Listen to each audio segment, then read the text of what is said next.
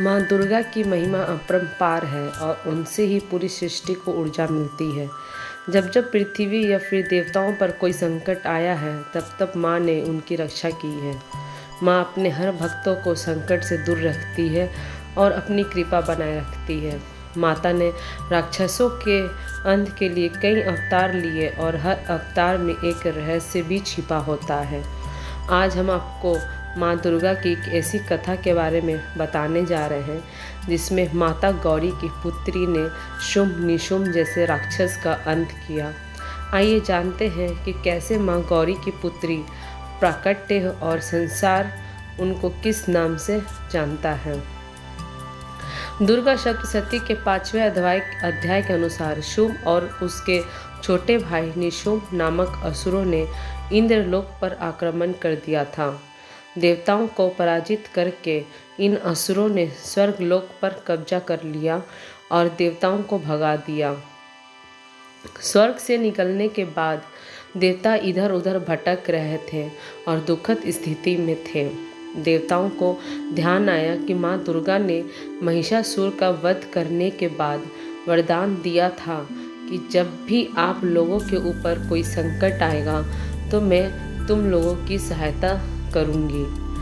सभी देवता हिमालय पर्वत के पास गंगा तट पर आकर देवी माँ की स्तुति करने लगे। इधर भगवान शिव देवताओं का हाल जानते थे कि केवल माता पार्वती ही देवताओं को कष्ट से मुक्ति प्रदान कर सकती है। इसलिए एक दिन भगवान शिव ने माता पार्वती को व्यंग करते हुए कहा कि आज से तुम काली हो। भगवान शिव के इस मजाक से देवी पार्वती नाराज हो गई और कहा कि आपने मुझे काली क्यों कहा। अब मैं आपको गोरी होकर दिखाऊंगी। गौर वर्ण प्राप्त करने के लिए माता पार्वती हिमालय पर तपस्या करने चली गई। तपस्या भी उन्होंने भगवान शिव की ही की थी।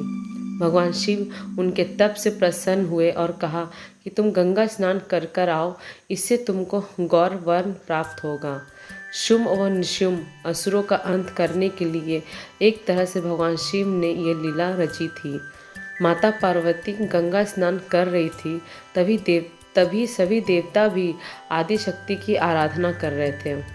माता पार्वती ने देवताओं से पूछा कि आप सभी किसकी स्तुति कर रहे हैं और आप पर क्या विपदा आई है। माता पार्वती के कहने पर देवताओं ने शुंभ व निशुंभ के बारे में बताया कि उन्होंने देवताओं को पराजित करते स्वर्गलोक पर कब्जा कर लिया है और तब से सभी देवता भटक रहे हैं। गंगा स्नान के दौरान माता पार्वती को गौर वर्ण प्राप्त हुआ और उनके शरीर से एक श्याम वर्ण की एक देवी प्रकट हुई जो कौशिकी देवी कहलाई।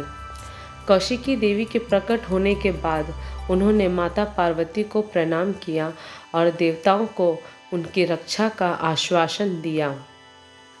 माता कौशिकी हिमालय के रमणीय प्रदेश में चली गई और वहां उन्होंने शुंभ व निशुंभ को युद्ध के लिए ललकारा। जहां देवी कौशिकी ने शुंभ व निशुंभ समेत उसकी पूरी सेना का अंत कर दिया। शुंभ व निशुंभ असुरों का अंत करने के बाद भगवान शिव ने माता पार्वती को समझाया कि काली कहकर व्यंग करने के पीछे का मकसद देवी कौशिकी का जन्म था ताकि वो देवताओं की मदद कर सके और उनको फिर से स्वर्गलोक की प्राप्ति हो सके। बिना इस व्यंग के शुंभ और निशुंभ का वध संभव नहीं था। इस तरह माता पार्वती के शरीर से प्रकट होने के कारण देवी कौशिकी उनकी पुत्री कहलाई। देवी कौशिकी का उग्र तारा व महाग्रह तारा कहा गया है। तो कैसी लगी आपको ये जानकारी, प्लीज़ कमेंट करके हमें ज़रूर बताएं।